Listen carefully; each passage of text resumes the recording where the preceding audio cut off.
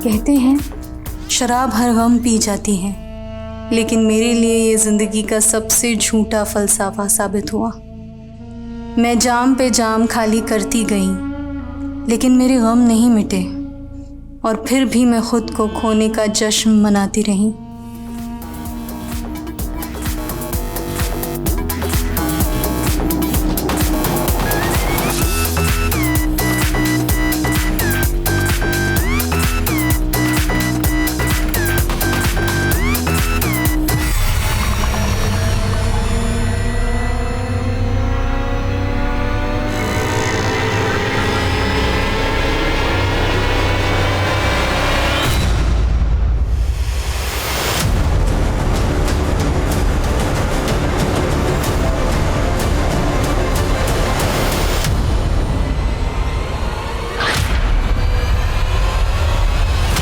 कहते हैं किसी की एक बुराई उसकी सारी अच्छाइयों को खा जाती है, पर बुराइयां किस में नहीं होती। कोई झूठ बोलता है, कोई नशा करता है, हम सब में कोई ना कोई खामियां होती हैं और हम सब अपने अपने स्वभाव के हिसाब से जीते हैं। कल्पा का भी एक लाइफस्टाइल था और वो अपनी कमियों को सुधार के एक अच्छा इंसान बनने की कोशिश कर रही थी, लेकिन उसके साथ ज्यादतियां भी हो रही थी और उसकी जिंदगी एक दर्दनाक सा सफर बनकर रह गई थी।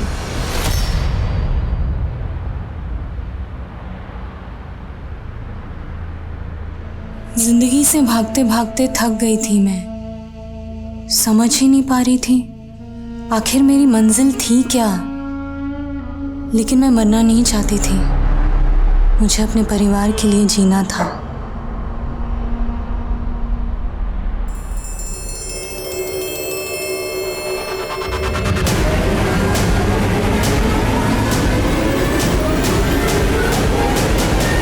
ये एक ऐसे गुनाह की कहानी है जहां क्राइम सीन का मंजर, अपराध का मकसद और अपराध का तरीका अचंभे से भरा हुआ था। साइड करो, साइड करो, चलो हट जाओ, सामने मत आओ कोई।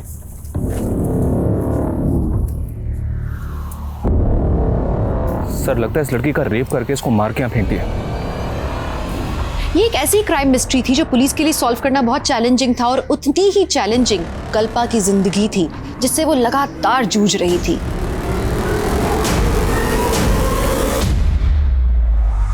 मैम, मैं जानती हूँ नशा करते वक्त इंसान अपनी परवाह करना भूल जाता है, लेकिन मुझे जिंदगी कभी रास ही नहीं आई। तुम यहाँ रहकर 40 दिन का एक सेशन पूरा करो और इसके बाद तुम शराब को कभी हाथ नहीं लगाओगी। लेकिन मैम, मुझ पर काफ़ी कर्जा है, मैं 40 दिनों के लिए जॉब से छुट्टी नहीं ले सकती। क्या आप प्लीज़ मुझे कोई दवा सजेस्ट नहीं कर सकती? कल्पा, नशा दवा से नहीं, तुम्हारी स्ट्रॉन्ग विल पावर से ही छूटेगा। और क्या बाहर रहकर तुम खुद पर कंट्रोल कर पाओगी? बेबे तू कंट्रोल से बाहर होती जा रही है। वो कुड़ी तेनू मेरे खिलाफ भड़का रही है ना, मैं तेनू ओदे नाल नहीं रहन दवांगा। मैं हुणे ओदा सामान चक के बाहर फेंकता हूं। रुक तेजिंदर, रुक जा। खबरदार जो तूने उसके सामान को हाथ लगाया, वो ना मेरी पीछे है, किराया देती है मैनू। तू ना मेरे गुजारे के लिए मुझे खर्चा नहीं देता। अकेला छोड़ के गया था तू मैनू। अकेला छोड़ के तो तू याशी करेगी। अपनी बेबे को तू याश बोलता है? अरे शर्म नहीं आती तेनू? चल निकल यहाँ से, दफा हो जा। बेबे तू उस लड़की के लिए मेरी इज्जत तार रही है ना, देख लूंगा तुझे। खस मानू खानिया। आंटी क्या हुआ? ये तेजिंदर भैया इस तरह? अरे नाम मत ले उस कुत्ते का, सारे मूड की ना बैंड बजा के चला गया। चिल्ला चिल्ला के ना मेरा गला सूख गया है। तू जुगाड़ लाई है?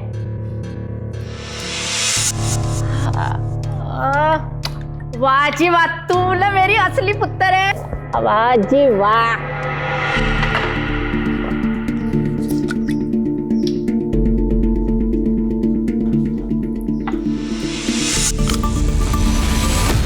कल्पा, नशा दवा से नहीं, तुम्हारी स्ट्रॉन्ग विल पावर से ही छूटेगा।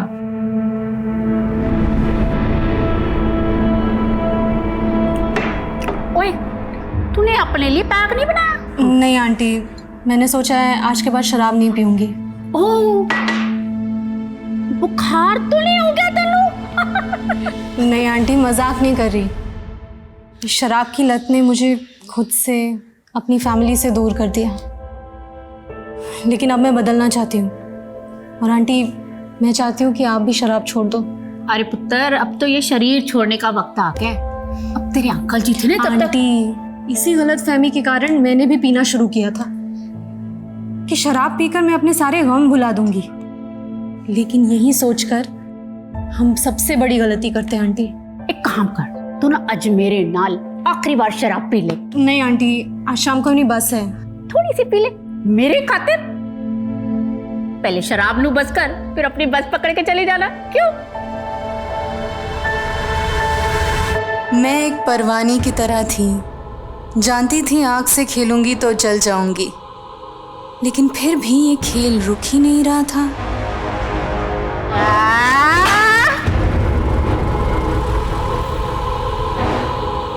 टाइम क्या हुआ बेटा? 8:30 हो रहे आंटी। सर दर्द से फटा जा रहा है। एक काम करना, कंडक्टर से पूछना कि खाने के लिए बस कब रुकेगी। प्लीज बेटा। ठीक है आंटी।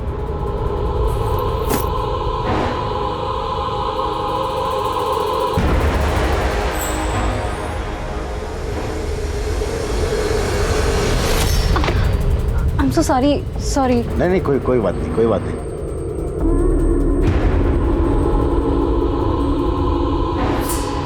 भैया, ये डिनर के लिए गाड़ी कहाँ रुकेगी? बस 10-15 मिनट में गुलशन ढाबा पहुंचने वाली है, बस वहीं रुकेगी। Okay, thank you.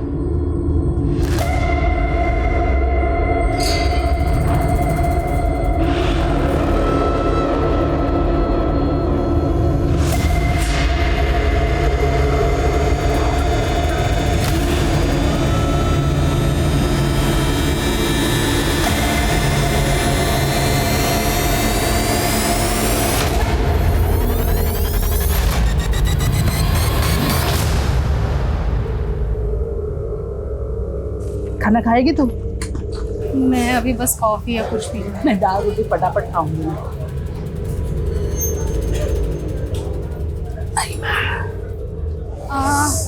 आंटी, मैं अभी आती हूँ। हाँ।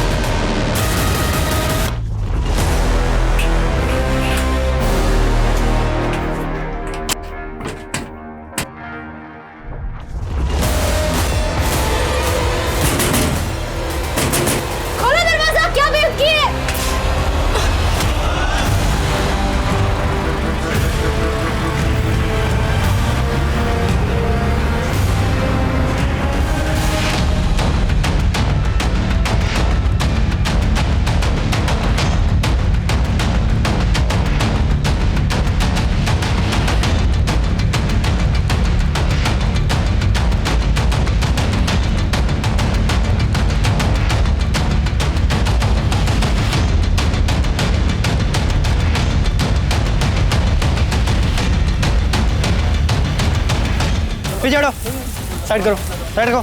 चलो हट जाओ, सामने मत आओ कोई।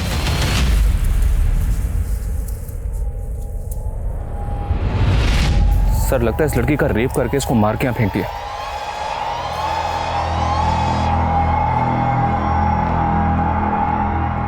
सर, इसकी तो सांसें चल रही है, ये तो जिंदा है। व्हाट? लड़की को हॉस्पिटल में पहुंचाओ, क्विक।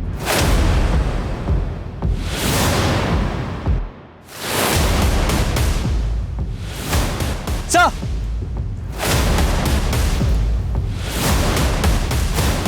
सर लेडीज के कपड़े, लगता है इसी लड़की के हैं। और सर, कपड़े फटे हुए भी हैं।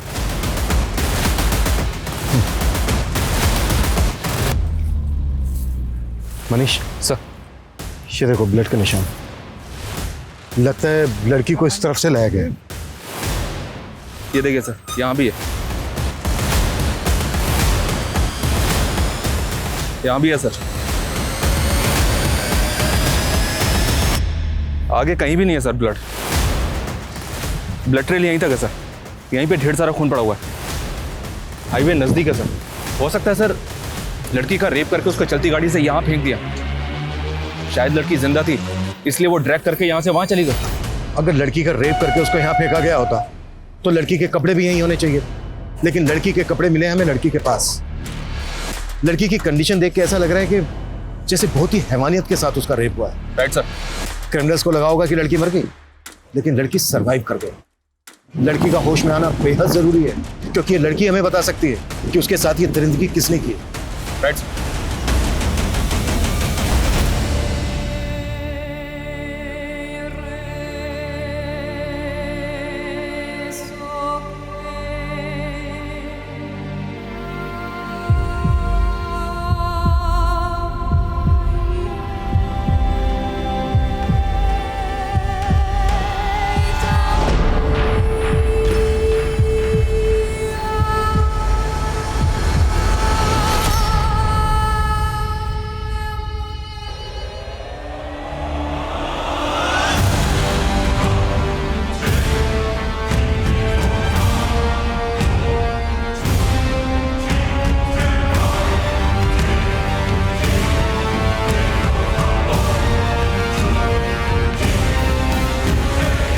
ऑफिसर, वो लड़की कोमा में चली गई है।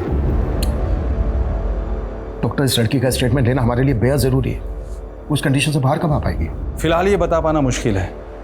ये मिरेकल ही है कि वो इस कंडीशन में भी जिंदा है। उसकी गर्दन और शोल्डर पे कई फ्रैक्चर्स भी हैं।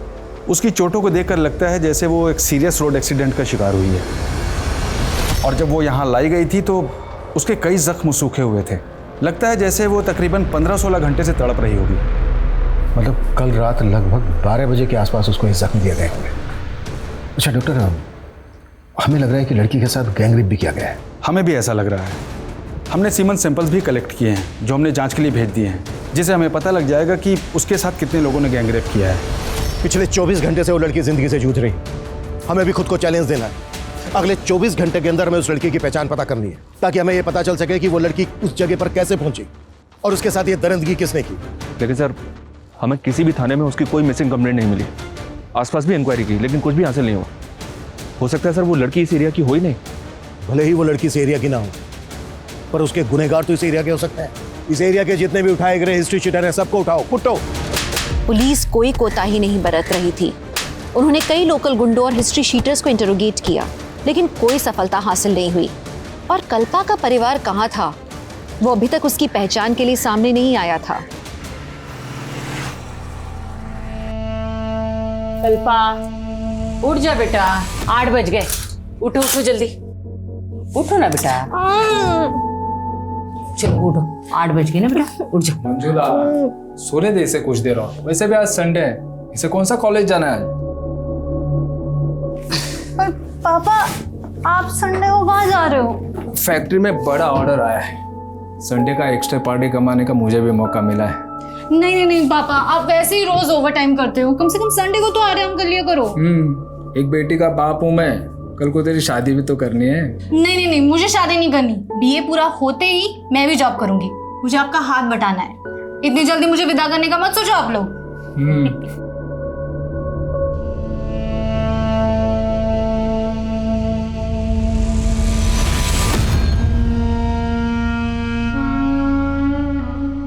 उस लड़की के साथ बहुत ही हैवानियत हुई। पिछले 24 घंटे में हम कुछ भी पता नहीं कर पाए। सभी पुलिस हेडक्वार्टर में लड़की का फोटो भेज दिया सर।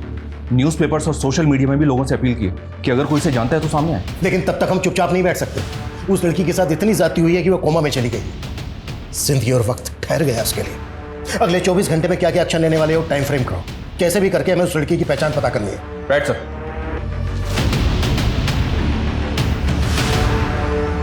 मेरे जख्मों ने मुझे नई पहचान दी है। मत पूछ कि अब जिंदगी ने क्या सौगात दी है। अब किस दर्द से उम्मीद करूं तुझसे। जिंदगी से टूटकर बस मौत को आवाज दी है। सर, ये मेरी सोशल मीडिया फ्रेंड है। मैंने जैसे ही अखबार में इसकी फोटो देखी, मैं यहाँ चला आया। रुखसत?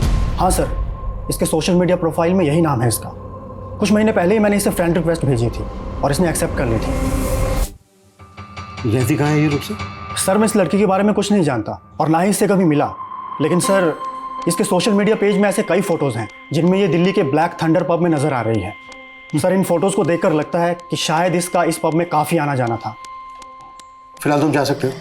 अगर ज़रूरत पड़ी तो हम तुम्हें दोबारा बुलाएंगे। जी सर। मनीष सर, एक तरफ तो ये लड़का कह रहा है कि उस लड़की से कभी मिला तक नहीं था, और दूसरी तरफ उस लड़की के लिए इसका इतना कंसर्न। देखो इसको, और रुक सकते हैं सोशल मीडिया अकाउंट से लिंक्ड मोबाइल नंबर, उसकी पर्सनल डिटेल पता करवाओ। तब तक दिल्ली के ब्लैक थंडर पब जाते हैं, शायद वहां से उस लड़की के बारे में कुछ पता चल जाए।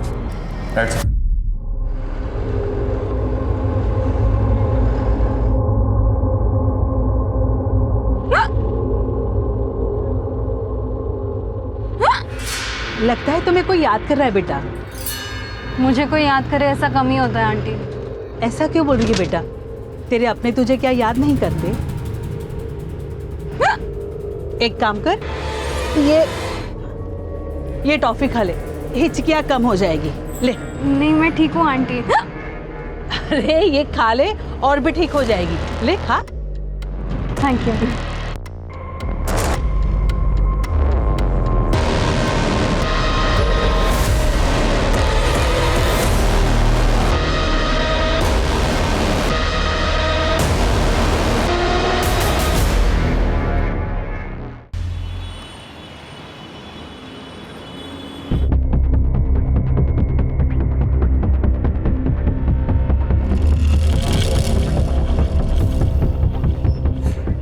Yes sir, how can I help you?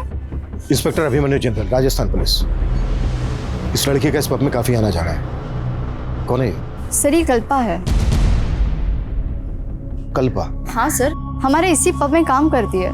She is a waitress. Kalpa यहाँ दिल्ली में काम करती है, तो फिर वो यहाँ से 90 किलोमीटर दूर भिवाड़ी कैसे पहुंची? सर ये सब तो मालूम नहीं, लेकिन वो कई दिनों से छुट्टी पर थी। रहती कहाँ है कल्पा? वैसे तो वो हिसार की रहने वाली है, लेकिन वो पोमिला आंटी के साथ पीजी रहती है, और पोमिला आंटी भी हमारे रेगुलर कस्टमर है। कल्पा इस पब की एक कस्टमर के यहाँ बिजी रहती है। सर कल्पा में हर किसी को अपना बनाने की क्वालिटी है, और सभी लोग उसे लाइक करते हैं यहाँ। और पोमिला आंटी से तो उसकी इमोशनल बॉन्डिंग हो गई थी। सर पोमिला आंटी अकेली रहती थी, इसलिए उन्होंने कल्पा को अपने साथ रख लिया था। ये सोशल मीडिया अकाउंट कल्पा का ही है? हाँ सर। तो फिर ये रुखसत के नाम से क्या है? सर एक्चुअली पोइट्री नेम है, और उसे शेरो शायरी का बहुत बड़ा शौक है, और वो अलग ही मूड की लड़की है। इस उम्र में भी उसके बातों में डेप्थ है। अब जिंदगी पे मौत भारी है, मुझे गले लगा लो, अब रुखसत की बारी है। अब सॉरी मैम, वो मेरी फ़ोन की बैटरी चली गई थी, नया शेर भूल ना जाओ तो इसीलिए मैंने लिख दिया। I am so sorry. लेकिन तू ऐसे थॉट्स लाती कहाँ से कल्पा? दर्द को जुबान दे दो तो शेर भी बन जाते हैं। लेकिन तेरे दर्द सिर्फ तुझे शायर नहीं, तुझे शराबी भी बना रहे हैं। सर उसे शराब की बहुत बुरी लत लग गई थी। कुछ तो ऐसा था जो उसे अंदर ही अंदर परेशान कर रहा था। कल्पा इस वक्त जिस हालत में है, तुम्हें किसी पर शक है? कौन कर सकता है उसके साथ इतनी दरिद्री? नहीं सर, लेकिन कुछ टाइम पहले उसके साथ बहुत बुरा हुआ था।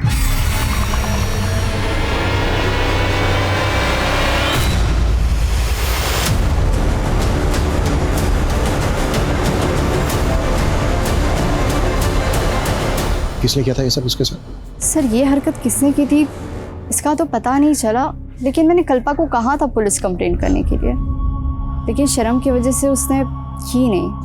और उसे रियलाइज़ भी हुआ कि ये सब कुछ उसकी ड्रिंकिंग की वजह से हुआ है। उसने मन बना भी लिया था कि वो शराब छोड़ देगी। क्या कल्पा का रेप हो गया? कल्पा इतने दिन से गायब है, आपने जानने की कोशिश नहीं की कि वो कहाँ गायब है? सर वो तो अपने परिवार वालों से मिलने गई थी। कहाँ रहता है कल्पा का परिवार? हिसार में। 4 तारीख को वो अपने भाई से फोन पे बात कर रही थी और उनका प्रोग्राम बन गया। भैया एक तो मुश्किल से आप मेरा फ़ोन उठाते हो और ऊपर से माँ से भी बात नहीं करवा रहे। मैंने पहले ही बोला है मैं बाहर हूँ, और वैसे भी माँ तुझसे कोई बात नहीं करना चाहती। ठीक है तो मैं घर जाके माँ से मिलती हूँ। घर आने की कोई ज़रूरत नहीं है। क्यों ज़रूरत नहीं है? वो मेरा भी घर है और आप मुझे माँ से मिलने से नहीं रोक सकते। दरअसल उसकी अपने भाई से बनती नहीं थी। क्यों नहीं बनती? ये उनकी पर्सनल बात है, और कल्पा ने मुझे कभी कुछ नहीं बताया। वो 5 तारीख को बस से हिसार के लिए निकल गई। कश्मीरी गेट से उसकी 5 बजे बस थी। अगर वो हिसार के लिए निकली थी तो फिर भिवाड़ी कैसे पहुंच गई? ये मैं कैसे कह सकती हूँ? अब हमें कल्पा के परिवार का एड्रेस दीजिए। मेरे पास कोई एड्रेस नहीं है। कल्पा आपके यहाँ पीजी रहती थी, आपने उसका कोई तो आईडी प्रूफ लिया होगा? नहीं सर, हाँ वो मुझे किराया देती थी, लेकिन हमारा रिश्ता तो माँ बेटी जैसा था, और उसके साथ इतना सब कुछ हो जाएगा। सर मैं उससे मिलना चाहती हूँ।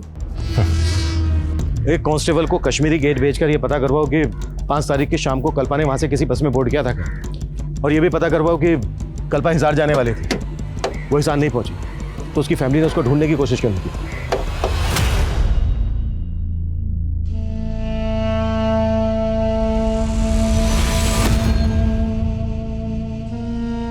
बस बेटा, अब ये खाना अलग से नहीं उतरता।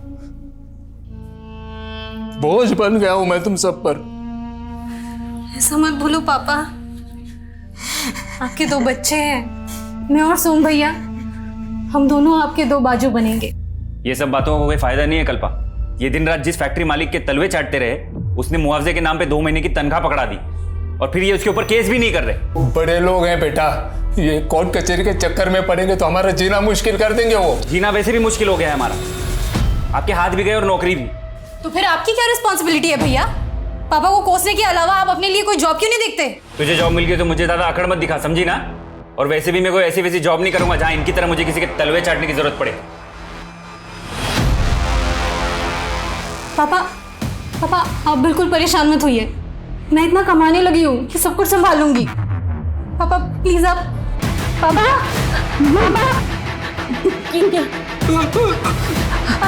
क्या हुआ? पापा क्या हो रहा है उनको?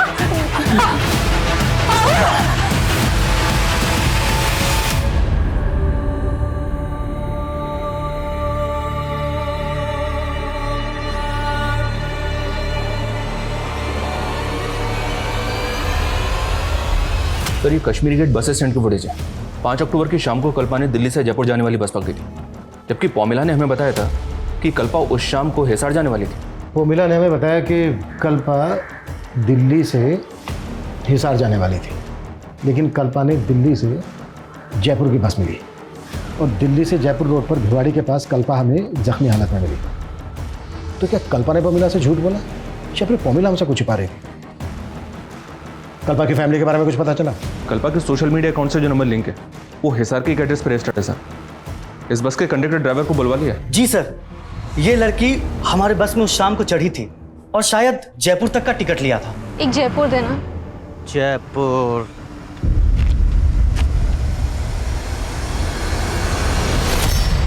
ये लड़की जयपुर जा रही थी, तो फिर हमें जख्मी हालत में भिवाड़ी में कैसे मिली? सर मुझे कुछ समझ नहीं आ रहा सर। रेप हुआ है इस लड़की के साथ। देख, अगर कुछ भी छिपाया ना हमसे तो। हम कुछ नहीं छिपा रहे हैं सर, लेकिन हाँ सर, जयपुर पहुंचने पर हमें एक सवारी का बैग मिला था। सर वो बैग हमने जयपुर बस स्टैंड के लगेज रूम में जमा करवा दिया था।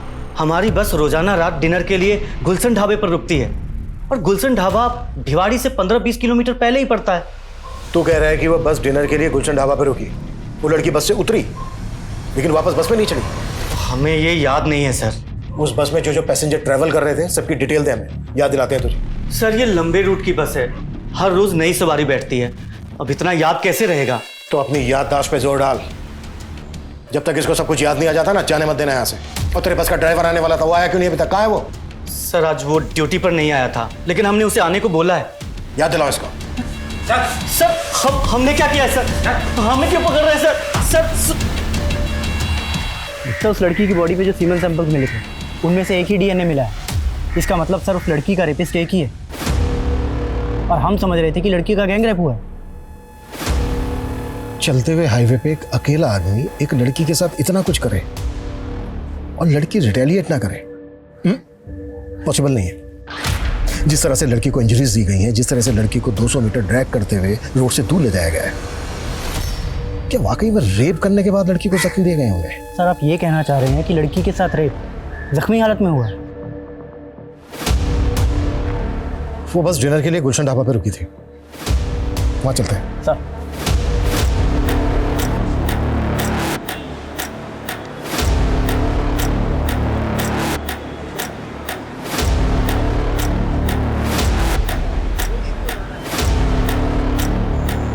हाँ साहब, ये मैडम को मैंने उस रात यहाँ पे देखा था, और इनका चेहरा मुझे अच्छे से याद है साहब, क्योंकि इनको किसी ने बाथरूम में बंद कर दिया था साहब। खोलो दरवाजा, कौन है वहां?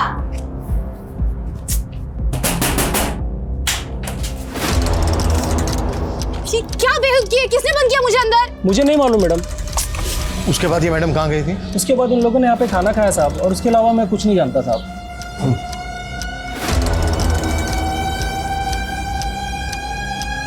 ये सीसीटीवी काम कर रहा है? जी साहब, काम कर रहा है। हमें 5 अक्टूबर की रात की फुटेज चेक करना, दिखाओ। हाँ साहब, आइए। हाँ शर्मा बोलो। सर 6 अक्टूबर की सुबह जो बैग बस में मिला था वो मैंने चेक किया, उसमें कल्पा का आईडी और लेडीज़ के कुछ कपड़े थे।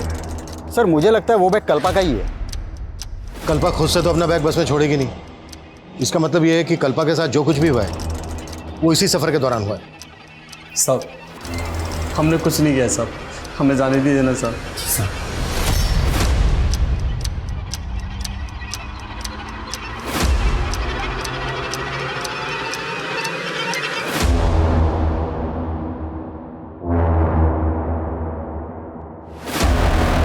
कल्पा बाथरूम की तरफ जाते हुए दिख रही है, लेकिन उसके पीछे कोई नहीं गया।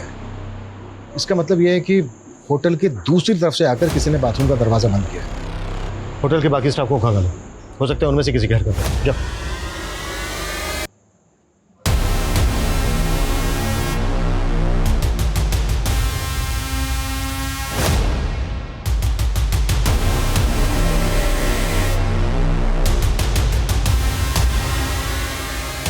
सर कहीं ऐसा तो नहीं कि वो लड़के उस रात कल्पा को अपने साथ कार से ले गए? कल्पा अगर अपनी मर्जी से कार में उनके साथ जाती तो अपना बैग बस में क्यों छोड़ती? लेकिन सर कल्पा उस रात बस में चढ़ी, फुटेज से ये बात क्लियर नहीं हो रही है, और ना ही गाड़ी का नंबर विजिबल है। पता करो वो दोनों लड़के कौन थे, और फुटेज में बस की तरफ से जितने भी पैसेंजर आते हुए दिख रहे हैं सबकी पहचान पता करो। क्राइम सीन यहाँ से लगभग 15 किलोमीटर दूर भिवाड़ी में है। यहाँ से लेकर क्राइम सीन तक जितनी भी छोटी बड़ी दुकानें हैं, ढाबे हैं, सब जगह पूछताछ करो। Okay sir. शायद उस रात किसी ने कुछ देखा हो। जी सर।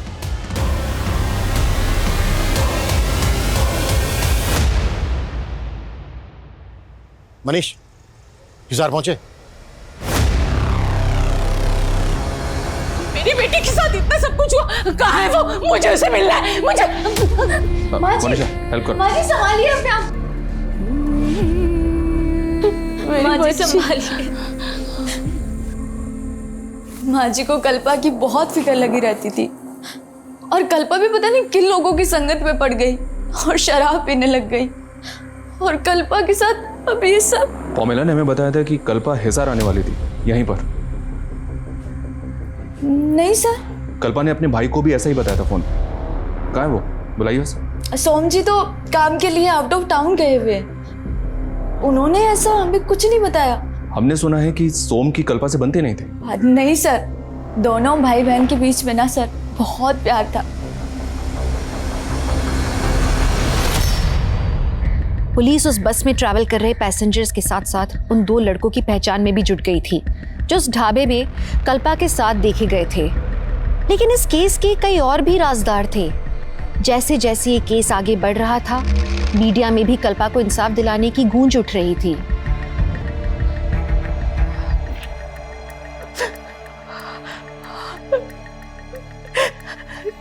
कितने साल से मैं तेरी शक्ल देखने के लिए तरस रही थी बेटा। मुझे क्या पता था मैं तुझे इस साल में देखूंगी। तू चुप क्यों है बेटा? बात करना, अपने माँ से बात कर। ये अपनी माँ से क्यों नहीं बात कर रही डॉक्टर साहब? क्यों नहीं बात कर रही? माँ मुझे विश्वास नहीं हो रहा है कि आपने मुझसे बात करने के लिए फोन किया। मेरा बस चलता ना तो मैं तुझे यहाँ बुला लेती, लेकिन तेरे भाई के आगे मेरी एक भी नहीं चलती। लेकिन आप मेरे पास भी आकर रहना नहीं चाहती। सुना है तू शराब पीने लगी है, क्या ये सच है? वो माँ, बोलना। अरे सुधा, मेरा फोन देखा क्या?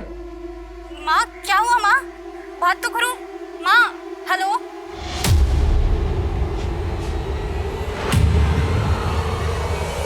मना किया तूने इस लड़की से बात करने के लिए?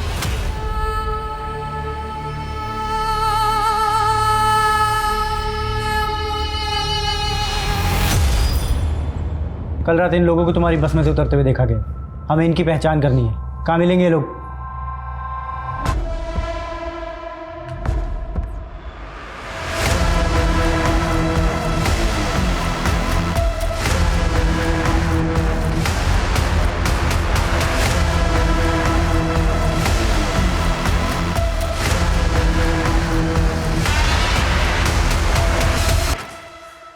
हाँ सर, इन लड़कों को मैं जानती हूँ। ये दोनों हमारे पब के कस्टमर्स हैं। इन दोनों के नाम क्या है, कहाँ रहते हैं, पता है आपको? सर ये तो नहीं मालूम, लेकिन कल्पा की इन लड़कों के साथ दोस्ती हो गई थी और मुझे तो लगता है कि कल्पा के लिए ही आते थे ये लड़के और हज़ारों रुपए खर्च करके जाते थे। अरे अभी तो अभिना शुरू किया है, तुम बैठो ना हमारे साथ, let's have drink together. Sorry Ankit, तुम्हें तो मालूम है ना मैं यहाँ एम्प्लॉई हूँ। अरे तो किसी दूसरे पब में चले? नो थैंक्स, आती हूँ कुछ देर में। सर कल्पा को लेकर मुझे इन लड़कों की इंटेंशन सही नहीं लगती थी। मुझे तो हैरान ही हो रही कि उस रात ये लड़के ढाबे में कैसे पहुंच गए। ये दोनों लड़के यहाँ पे रेगुलर कस्टमर थे, तो ये पेमेंट कैसे करते थे, बाई कैश या कार्ड से? सर ज़्यादातर कार्ड पेमेंट होती थी। इनके कार्ड की डिटेल्स मुझे दीजिए। जी सर।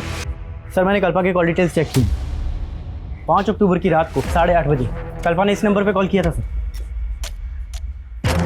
8:30 बजे वो बस गुलशन ढाबा पर रुकी थी। किसका नंबर है सर? ये वसीम नाम है सर इसका। थाने बुलाओ इस वसीम को। सर। हाँ मनीष। सर मैंने उन दोनों लड़कों की बैंक डिटेल्स उनका पता लगा लिया है। राज और अंकित नाम है इन दोनों का। दिल्ली के हरिनगर में ये दोनों एक साथ रहते हैं। मैं अभी हरिनगर में ही हूँ, लेकिन इनके घर पे ताला लगा हुआ है सर। और अंकित का जो मोबाइल नंबर बैंक से लिंक है वो भी बंद आ रहा है। इसका मतलब ये दोनों लड़के इस कांड में इन्वॉल्व हैं, इसीलिए गायब है।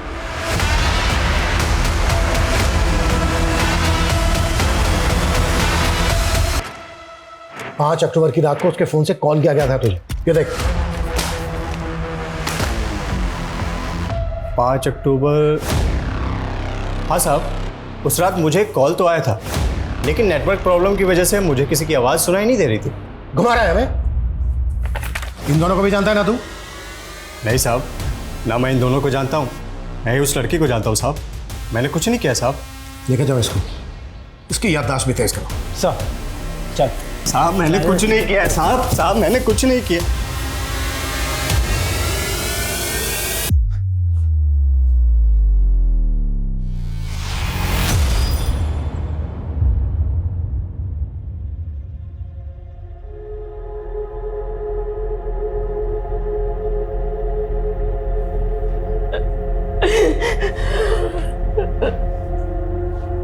माँ ये क्या हो गया? यही चाहता था ना तू कि वो हमेशा के लिए खामोश हो जाए। देख तेरे मंसूबे पूरे हो गए। कैसी बात कर रही हो माँ? बहन है वो मेरी। लेकिन तू उसका भाई के लड़ने के लायक नहीं है। पिछले 3 साल से मैं उसकी शक्ल देखने के लिए तरस रही। सिर्फ तुम्हारी वजह से मैं अपनी बेटी की शक्ल नहीं देख पाई। सिर्फ तुम्हारी वजह से।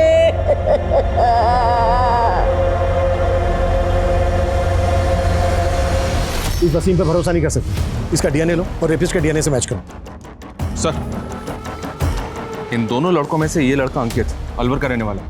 क्राइम के बाद से दोनों अलवर में थे, लेकिन अभी अलवर से भी गायब है। अंकित अलवर का रहने वाला है तो पता करो कि दूसरा लड़का कहाँ का रहने वाला है। मैंने कल्पा का सोशल मीडिया अकाउंट चेक किया था, कल्पा इन दोनों के टच में थे। इनके आईपी एड्रेस ट्रेस करो। इस हादसे से पहले कल्पा के साथ पब में किसी ने बदतमीजी की थी, पता करो वो लोग कौन है। राइट।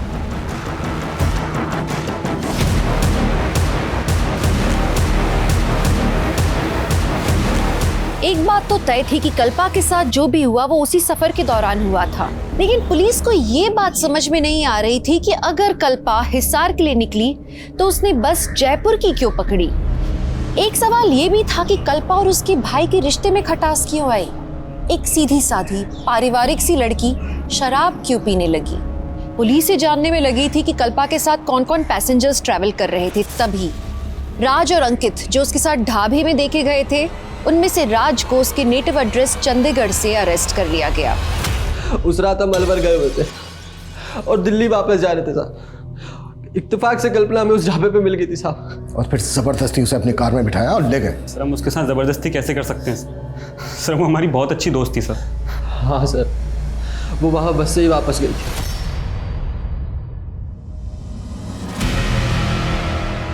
हमें पता चला है कल्पा हिसार जाने वाली थी, फिर उसने अपोजिट डायरेक्शन में जाने वाली जयपुर की बस क्यों ली? जयपुर कहाँ जा रही थी वो?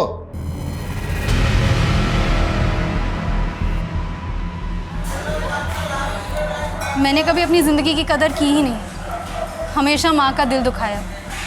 एक्चुअली उन्हीं से मिलने हिसार जाने वाली थी, लेकिन फिर सोचा अब मैं माँ से तभी मिलूँगी जब पूरी तरह से शराब पीना बंद कर दूँगी। इसीलिए मैं 40 दिनों के लिए जयपुर जा रही हूँ, नवज्योति नशा मुक्ति केंद्र। कल्पा बहुत पॉजिटिव लड़की थी, उससे बात करके हमेशा पॉजिटिव वाइब्स ही आती थी। हम उसके साथ ऐसा करने की सपने में भी नहीं सोच सकते साहब। फिर तुम दोनों गायब क्यों गए थे? हम डर गए थे साहब। डर इसलिए गए थे क्योंकि तुम दोनों भी इन्वॉल्व हो इस क्राइम में। रेपिस्ट के सैंपल्स हैं, डीएनए सैंपल्स हैं हमारे पास, तुम दोनों के भी सैंपल्स हैं, सब साफ हो जाएगा। डीएनए सैंपल्स लो इनके।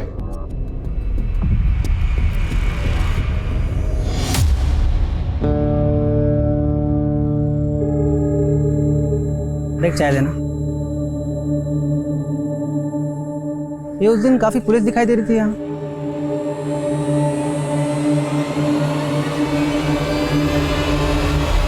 सर हमने राजू और अंकित दोनों के डीएनए सैंपल्स ले लिए हैं, पर दोनों अभी ये कह रहे हैं कि कल्पा गुलशन ढाबे से उस बस में ही चढ़ी थी। और दूसरी बात ये सर, मैंने जयपुर के नवज्योति नशा मुक्ति केंद्र से पता किया है, ये कल्पा 6 तारीख को 40 दिन के कोर्स के लिए वहाँ जाने वाली थी। तो कल्पा भिवाड़ी में उस हालत में क्यों मिली? अगर ये दोनों लड़के सही बोल रहे हैं तो क्या बस का कंडक्टर और ड्राइवर झूठ बोल रहे हैं? बस के पैसेंजर्स की पहचान पता चली? जी हाँ सर, 2 आदमियों की पहचान हुई है। ये देखिए, ये बसंत है और ये योगी, इन दोनों को थाने बुलवा लिया है।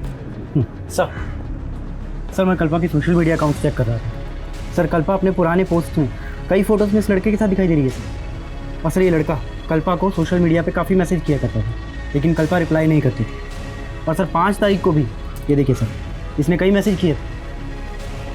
कल्पा मैं तुमसे मिलना चाहता हूँ, प्लीज रिप्लाई करो। अगर तुम मुझसे नहीं मिली तो अच्छा नहीं होगा। साहिल, मैं तुम्हारे लिए अपने परिवार छोड़कर आई हूँ और तुम मुझे अकेला छोड़कर कहीं कहीं दिन गायब रहते हो। कल्पा मेरा काम जानती हो ना तुम। लेकिन साहिल, तुम मुझे अपनी फैमिली से मिलवाने वाले थे ना, तो क्या हुआ उसका? कल्पा मैंने बात की है उनसे, मैं उनको कन्विंस करने की पूरी कोशिश कर रहा हूँ। हाँ बस मुझे थोड़ा वक्त दो।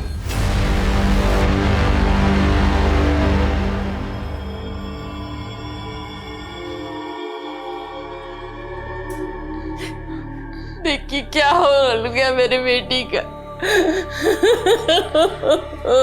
सब पे भरोसा रखो, फिर नहीं सोने कुड़िए, कुछ नहीं होगा इसको।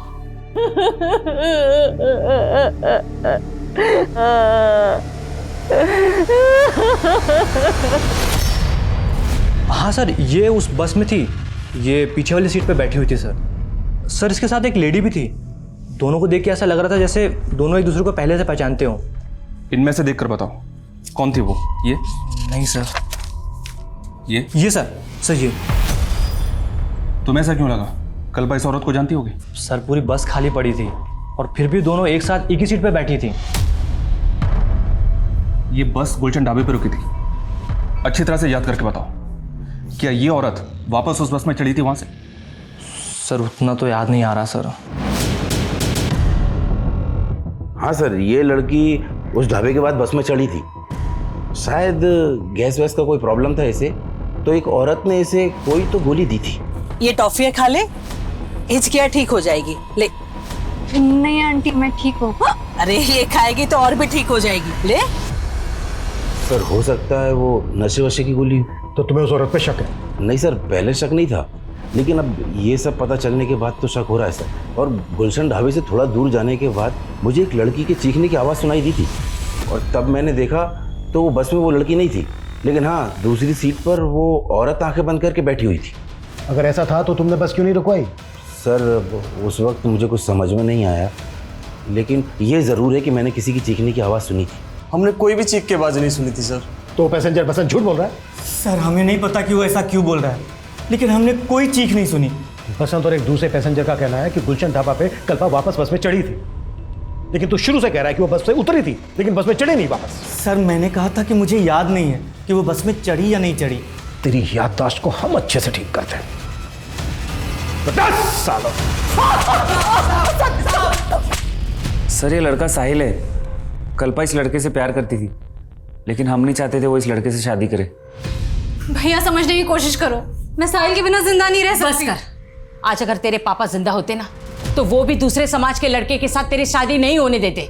लेकिन कल्पा अपने मर्जी की मालिक थी, वो इस लड़के के लिए हमें छोड़कर दिल्ली चली गई। फिर उसे बाद में एहसास हुआ कि हम सही थे।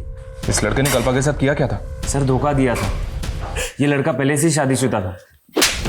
तुमने समझ के रखा है मुझे? हाँ, मैंने तुम्हारे लिए अपनी फैमिली से बगावत की और तुमने मुझे इतना बड़ा धोखा दिया साहिल। मैं मानता हूँ मैं शादीशुदा हूँ, लेकिन मैं तुम्हें अपनी दूसरी बीवी बनाकर रख सकता हूँ। इसी गम में कल्पा ने शराब पीनी शुरू कर दी थी। माना कि उसने गलती की थी, लेकिन सोहम ने उसे कभी माफ नहीं किया, इसलिए अकेली ही अपना कम झेलती रही वो। सर मैं बस के बाकी पैसेंजर्स के बारे में पता करा था, तो मुझे वसीम के कांटेक्ट में रूही नाम की औरत का नंबर मिला। सर ये है रूही। सर ये वही औरत है जो कल्पा के साथ बस में थी।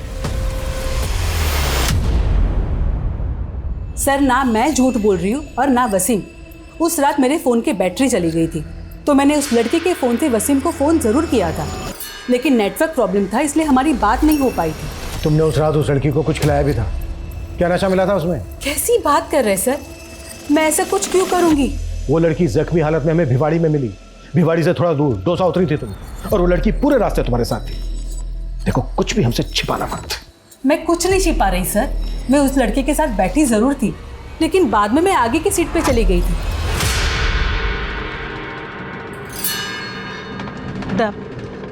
मुझे बहुत नींद आ रही है, एक काम करती हूँ मैं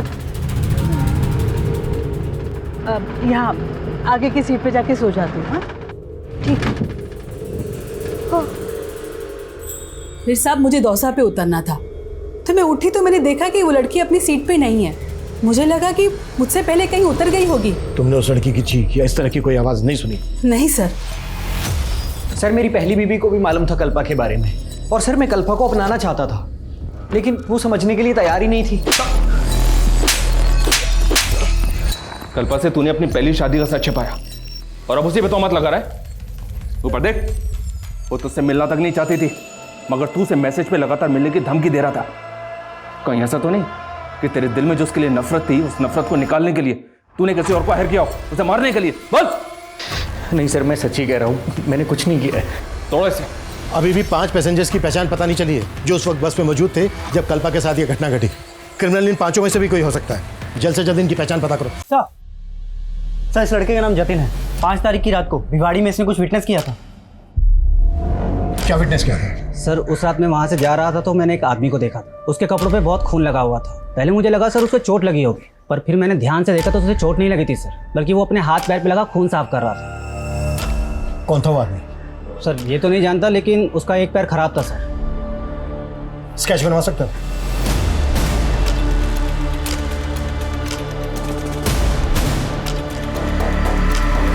सर इसे मैं जानता हूँ, ये चने वाला बबलू है, बसों में चना बेचता है। सर उस रात हमारे बस में ये गुलशन ढाबा से चढ़ा था और दौसा में उतर गया था। कहाँ मिलेगा ये?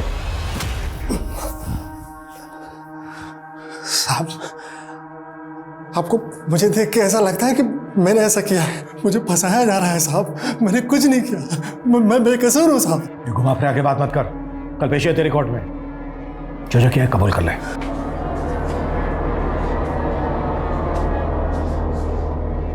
नमस्ते साहब। उस रात एक विटनेस से तुम्हारे कपड़ों और शरीर पे खून लगा देखा था, किसका खून था वो?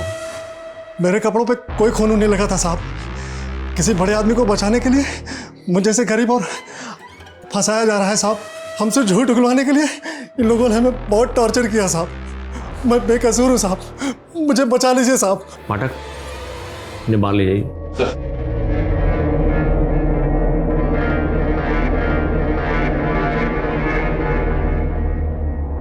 जिंदल सर, क्या ऐसा घिनौना क्राइम ये कर सकता है? सर हमने पता किया, उस आदमी आदमी ढाबे पे ही था, और उस बस कंडक्टर का भी ये कहना है कि बस में भी था। वो बस कंडक्टर तो शुरू से ही अपना स्टेटमेंट बदल रहा है, और इस बबलू के खिलाफ कोई तुम्हारे पास एविडेंस है? सर हमने डीएनए करवाया है, बस रिपोर्ट आनी बाकी है। मुझे उस आदमी का डीएनए टेस्ट चाहिए जिसने इस बबलू के खिलाफ गवाही दी है, और मुझे नहीं लगता ये बबलू ऐसा क्राइम कर सकता है। मजिस्ट्रेट के ऑर्डर के बाद पुलिस ने इस केस को और बारीकी से स्टडी करना शुरू किया। उस रात बस में मौजूद सभी पैसेंजर्स के उन्होंने डिटेल्स निकाले और 10 से ज्यादा सस्पेक्ट्स के डीएनए सैंपल्स कलेक्ट किए। वहीं कल्पा अभी तक कोमा में थी। उसके होश में आने की उम्मीद और उसके गुनहगारों को पकड़ने की उम्मीद दोनों अभी तक नाजुक मोड़ पर थे। सर, अभी तक जितने भी सस्पेक्ट्स पकड़े गए थे सबकी डीएनए रिपोर्ट आ गई। इनमें से एक का डीएनए कल्पा की बॉडी पे मिले डीएनए से मैच करता है, और वो ये है सर।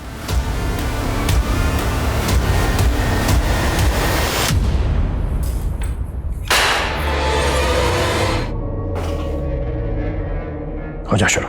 साहब, जब मैंने उस रात उस लड़की को ढाबे पे देखा ना, तो मैं देखता ही रह गया। बहुत सुंदर थी साहब वो। पहले मैंने उसको बाथरूम के अंदर बंद कर दिया, लेकिन वो बाहर आ गई। फिर मैं उसको दोबारा देखने लगा और उसकी नजर भी मुझ पे पड़ी।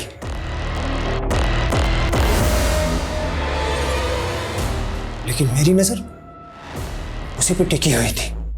मैं जानता था कि वो जिस बस से आई है उसी बस से वापस जाएगी। बस के अंधेरे और कम पैसेंजर की वजह से मैं बस में चढ़ गया। बस दौसा रुकने वाली थी। दौसा से 2-3 किलोमीटर पहले मैं उसकी सीट के पास गया और मैंने उसे बेहोश कर दिया, फिर चलती गाड़ी से फेंक दिया।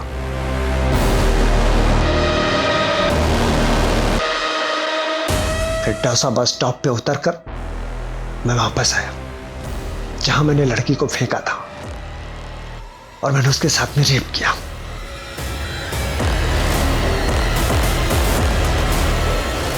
इसकी चीखें मुझे मेरे केबिन तक सुनाई देनी चाहिए।